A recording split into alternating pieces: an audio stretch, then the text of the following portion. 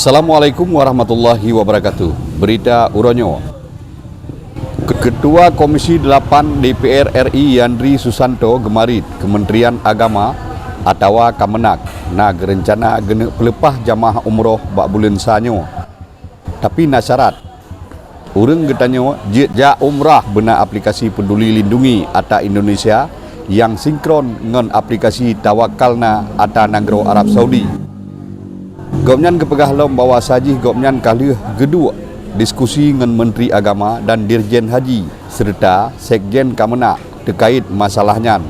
Habanyan kepegah oleh anggota DPR RI Haji Yandri dalam rilis pers lagi ditulis dalam media dpr.go.id nibak uro Selasa tanggal 4 bulan 1 tahun 2022.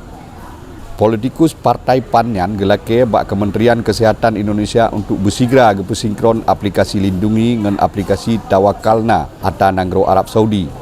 Menyebutnya kali berbagah geloncing dan gesosialisasi ke Bandung jamaah umroh atau ke masyarakat Indonesia Bandung.